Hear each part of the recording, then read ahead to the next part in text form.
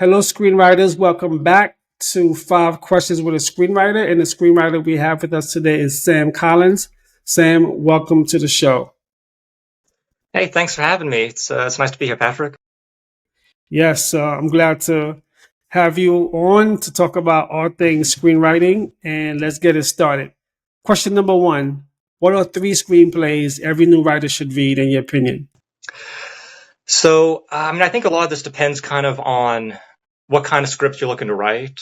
Um, so I know what like the best universal ones are, but there are certain ones that I've read that had kind of a big impact on me. Like one of my favorite films is Take Shelter by Jeff Nichols, which I think is a great film because it's kind of half a genre film and half character drama, and it's basically 2 hours of a guy's life just kind of falling apart because I'm into those kind of movies. I love that kind of thing. And I think if you're looking for scripts that are kind of a slow burn and you're trying to sort of learn how to depict character growth, positive and negative, Jeff Nichols is one of the best at that. He also wrote and directed most recently The Bike Riders, and did some films like Mud, Loving, Midnight Special. But I think his best movie was Take Shelter, and I'd really recommend people check that one out as far as something that's character focused. If you're looking for more story driven ones, there are some other ones that I've read that made sort of a dent on me like that. I think the script for Memento is a really brilliant one as far as if you're trying to come up with sort of a high concept idea. Because that script, it's told in reverse. If you've seen the movie, it's basically taking you through the story in reverse, but it still follows a three-act structure. It still has kind of the hero's journey to it. Um, and I think especially when you're just starting out, it's great to read scripts that follow those kind of basics, because I think every screenwriter wants to be doing something really bizarre, like writing a script in reverse, which this one does. But I think as far as what you're going to sell, probably doing things more traditionally is going to be easier. So something like one of my favorite films is Mr. Smith Goes to Washington. So if we go a little bit older, I felt bad that the first two I mentioned were really recent or relatively. But that film is linear, and it follows a three-act structure, has kind of that Joseph Campbell hero's journey to it, and is also kind of a feel-good movie. And that's, I think, mainly what studios look for, essentially, is that it fits into a certain structure and that it fits into a certain genre and can be easily sold within a short period. Right, back in the 80s, Jerry Bruckheimer, who was a producer who did some of the biggest hits at the time, he had this idea he made called the high concept film, which means you can sell this thing in like a 30-second TV spot. And Mr. Smith Goes to Washington, I think between those three scripts I just mentioned, does the best job of that. Like if you read that, you can really just see, oh, this is the trailer moment, where like he gives the big speech, or here's the villain introduction, here's the love interest, here's like I said, all of kind of the classic pieces, but they're done in such a high quality way. It's not reinventing the wheel, but it's telling that traditional story in such an appealing way that just makes you feel great. So I'd recommend those three. You know what? That's a nice mixture too. I would have to say of the three. You had like an older classic, then you had Memento, and you had like something like newer. That's a like I love it. Yeah, well, I think I sometimes see this issue with sometimes when I read like a script, or I just read something someone's written. You kind of get the sense most of their influences come from the same place. Like I think a lot of, like when I read a book, if I read like a science fiction book, sometimes it feels like this author has only ever read science fiction and nothing else, and that's not always a good thing. So I just recommend to screenwriters you read a lot of different scripts. Even genres you're not interested in. If you want to write romance scripts, don't just read the scripts for When Harry Met Sally and Sleepless in Seattle. Also read scripts for horror movies and fantasy movies and comedies, and just, I mean, I think the best movies generally that I see are ones that combine a lot of different things, and I think that's just a useful kind of educational thing. I love that advice. Don't just read the the genre that you write, but read others. I love it. All right. Question number two: what is something a screenwriter will never learn in a book? Frustration, I think. I think that's something you only really learn through practice. Um, I'm there's a script I'm working on right now that I've written and rewritten a million times. I've done so many different drafts of it. Um, and it's just frustration. That's one of those things you only really learn through when you get into that process. Because you can read books about like writer's block and overcoming it and how to come up with ideas, and those are good things. And there are a lot of writers out there, screenwriters who have blogs or have written books, or make YouTube videos talking about these things and giving advice. But when you're actually at your computer and you're typing it, and when you get stuck and you've rewritten something over and over, it's easy to feel discouraged. But I think what's important is to remember um, you are learning what not to do, at least. Like, what's that Thomas Edison quote? I didn't fail um, 100 times. I came up with 100 ways not to make a light bulb. And that's kind of how I feel about writing scripts sometimes, is I write so many drafts that don't work, but I'm like, well, I'm learning what not to do. And that eventually is going to get me to where I know what to do. So the frustration of that, and I think the frustration of rejection, when you spend a long time trying to pitch, trying to either network and having trouble doing that, or if you're doing like, the cold query and just trying to get it out there. Uh, so yeah, frustration, learning how to get past that. I think that's the kind of thing you only learn through trying, trial and error. So what's the most frustrating part about doing rewrites? That you feel. Well, I think to me, it's worrying that I'm not going to be able to get it to where it needs to be. Um, questioning like, oh, am I just not? I don't know. Is this story just not that good? Is it not going to contain this?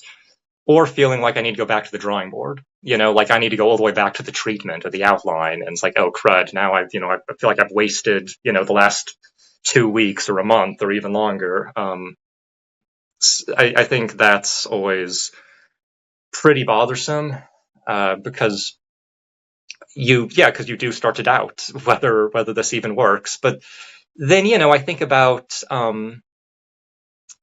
there's certain movies out there like My Dinner with Andre, which is literally 2 hours of two guys eating dinner. And it's just the dialogue is so well written and the actors are so good that it's a great movie. And so I'm kind of like, well, if a movie can be made out of that, then I think you can make a movie out of any premise, you know? So when I'm writing this, and like I said, I'm going over and over and I'm getting really frustrated and feel like maybe this story just isn't that good.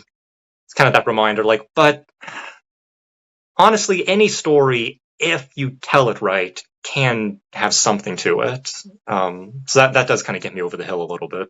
One of the things that I get, like, I guess this is something personal I need to overcome. I always get scared that if I do a rewrite, then the things that worked on it, I might mess it up with the rewrite. So yes, it's one of those things where Yeah. like,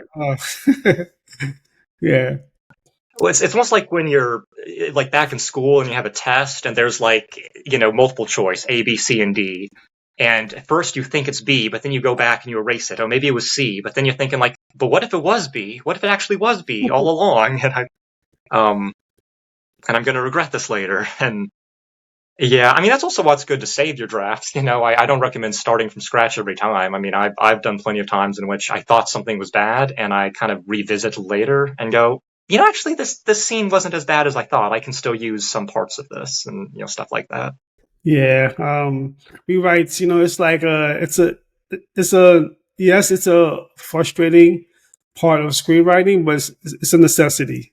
Yeah, I mean, you got to be your own biggest critic in some ways, but you also got to be your own biggest fan. Like you got to look at it and you got to see all the negatives, and you can't be totally objective, and you're going to see all the negatives. But you can eventually get it figured out. I remember Stephen King was once right. He had a book about how he writes books and was saying, your first draft, write with the door closed, like metaphorically, the door is closed. No one else is in the room with you. It's just you. Don't feel any pressure. And then when you get to your later drafts, write with the door open. Like people can come in and see you and see what you're doing, and then you start to become more of your own critic. But you gotta be willing to see the positives as well, or else you're gonna just run to a wall, I think. All right. Question number three. What is the greatest character arc you've seen in a story? So, one of my favorite movies is It's a Wonderful Life, which probably shouldn't be a surprise if, because of what I said about Mr. Smith Goes to Washington was the same director and the same actor, but um, the whole point of that script is interesting to me because it kind of goes against, I think, what a traditional character arc is. Like, I think most of the time a script or any story is you have a character who has a normal situation and then a change occurs and then they either have to adapt to that or they have to fight against it. But in It's a Wonderful Life, I feel like it's kind of different. The whole movie, the main character is trying to do one thing. He's trying to escape from his hometown. He has these dreams of I want to travel the world and I want to become an architect and design buildings and do all this amazing stuff. And that's his motivation. And he never leaves the town. He's stuck there for different reasons.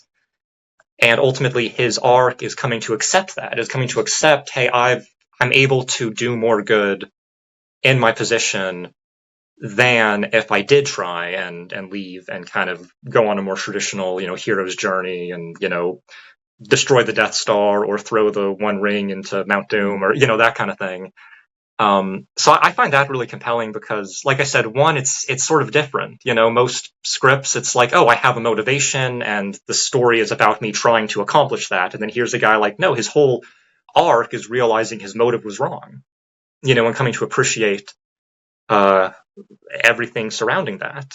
And it's also about a guy who is a pretty normal person who just learns to do the right thing. And so I find that pretty compelling because it's like, well, that's the situation most people are in. If I watch Backdraft, I'm not a firefighter, right? I'm never going to burst into a burning building and pull out a child who's about to die or something. I'm not a soldier. I'm never going to be in like Saving Private Ryan, trying to fight against an army or anything. But it's like that's a script that's just a guy who takes care of his family and takes care of his friends and does the right thing and ultimately learns the value in that and learns that he doesn't need all that same ambition he thought. And then at a certain point in that script in that film he becomes suicidal, and he thinks about killing himself, and then he has to learn It's a Wonderful Life. I mean, that's the title of the movie.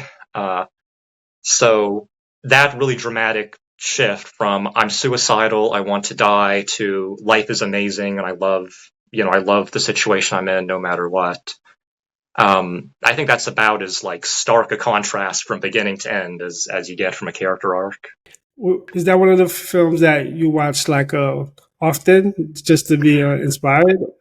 Well, I usually watch. It's a Christmas movie. I watch it every December usually. It's Okay, it's got it. um, Okay.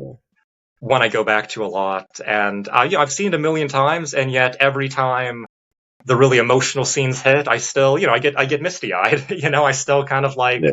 I know this by heart. I know every line of this by heart because I watch it every year. But it's still just, um, yeah, it still just hits me really hard every time. That's if there's such a thing as a perfect movie, I think that's about as close as they get.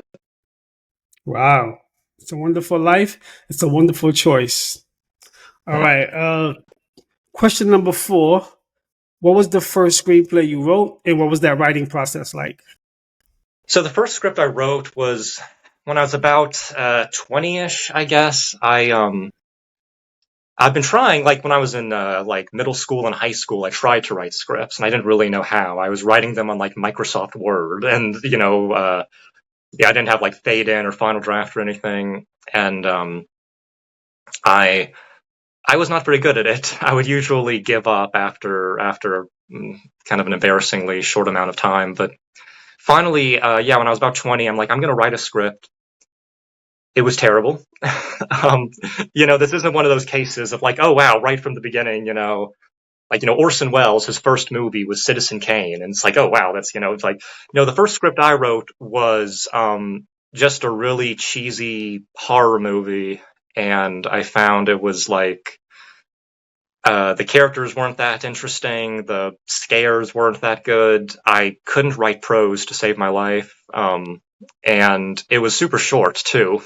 Like there's I've written some scripts that are like really long and I have to go in and like tighten it up and remove stuff. This one, I had to like fill it with padding so it could get to like 80 pages or something. It was, I look back on that one and I kind of cringe a little at some of the, some of the scenes that I wrote. Like, what was I thinking? But, I mean, I had to write a lot of bad scripts before I could learn to write good ones. So I'm not too embarrassed by that one, but mainly because it hasn't gotten out there. It's just on my computer somewhere. Um, No, you definitely shouldn't be embarrassed at all. Like you said, right? I mean, it's rare where someone's first screenplay is a masterpiece. So yeah, you yeah, have to like write a lot of bad ones. So you know, yeah, uh, yeah, it takes a while. And at the time, I had to learn to read more scripts because I was going off of kind of limited information there, and I kind of thought, oh, if I just watch movies, that'll I can learn how to write. And it's like, oh no, really, it helps to actually read scripts. It helps look up the screenplays to your favorite movies, look up the PDFs, because there's so much in the writing style that people have. Like the best scripts in my experience that I've read aren't like you know, uh, Joe enters the building. He goes to the chair and does this. He walks here. He drinks his shake. It's like Joe hurries into the building. He eyes up the room. He finds the seat. He does it's like there's just there's a way of writing where you're telling the same story, but it's more engaging, which, if you're like a studio reader, you probably prefer something like that. But I didn't know that at the time. I wrote very bare bones. So that took a while. all right. We have arrived at the final question. All right, question number five. Okay, You Final get Jeopardy. you get to plan and go on a non-romantic date slash hangout with your current main character. What does that date look Hmm. like? So the script that I currently have up on Blacklist, which is the only one I've really managed to ever get any traction with. Like I was pulling a lot of like fives and sixes. This one I got an eight. I was like, oh, finally I have something. But the main character in that is he's a computer scientist, and I imagine we go out, we're hanging out. It would be a little intimidating because I'm not as smart as him. That's I think a challenge is when you're trying to write someone who's smarter than you are, because it's like I'm writing off of information I don't have. you know. Um, so, but also he's a guy who for most of the script he's in an underground bunker, and I feel like he would just be kind of a happy guy to be around because if I was trapped underground for a long time, it's like I don't care where we go. I don't care if you take me to Taco Bell right now. I'm just glad to have sunshine. Um, so so no, I think it'd go well. I think hopefully I would find he isn't too similar to me because I think that's also a trap that's easy to fall into is writing your characters to be very similar to yourself. And who wants to go on a date with yourself? That's who would want to do that. um, but just I mean, when you write a script, it's good. The character makes mistakes that you wouldn't have made, says things you wouldn't say. Just yeah, has a lot of and also has some positives you don't have. Sometimes I'll write a character, like I said, this one who's a lot smarter than I am. which isn't a huge bar, admittedly, but uh, yeah, I usually like to write people who sort of know what they're doing to some extent, because maybe I wish that was more my case. But on a date, that'd be nice because I'm really indecisive. So having the other guy be a little more like, oh, here's what we should do. We should go to this place for dinner, then we'll go see this movie, and we'll, go, on a walk in this location or something. I think that'd be nice. So we're not just kind of sitting around. What do you feel like? What do you feel like doing? Dude, I don't know. I had this thing recently. I don't feel like that. That kind of conversation. Yeah. So your main character would be making decisions like, okay, this is like Yeah, straightforward. why? I think that would only be fair because I've made all the decisions in his life so far. So it'd only be fair I Yeah. let him make some decisions for me. Nice. I like that. All right. This has been 5 questions with screenwriter Sam Collins. Sam, before we wrap up, let me ask you, what's a recent film or TV show you've watched that you would recommend to our viewers? Let's see. I think a film or show. Okay, that one. Well, probably the most recent film I've seen where I could see there being a lot of usefulness to a screenwriter, perhaps. I watched 28 Years Later recently. I think that was the most recent time I've been in a theater was probably seeing that, and that was a really well made movie. I think if you're like a cinematographer or just interested in like camera work, it's shot by Anthony Dodd Mantle, who's one of the most kind of offbeat DPs, and there's a very fascinating way it's shot. And as far as the story, I'd say the first like act of the film is about the best zombie movie I've ever seen. Then the second and third acts are also pretty good. But yeah, if you're trying to write a horror movie and you really want to make something character focused, where it's not about the blood and gore, it's actually about people and you really care about them and relate to them. I don't know if that one's still in theaters. If it is, then I'd recommend people check it out. It's worth seeing on the big screen. That's a good one. I did see it, and I do agree with the. It was very well shot.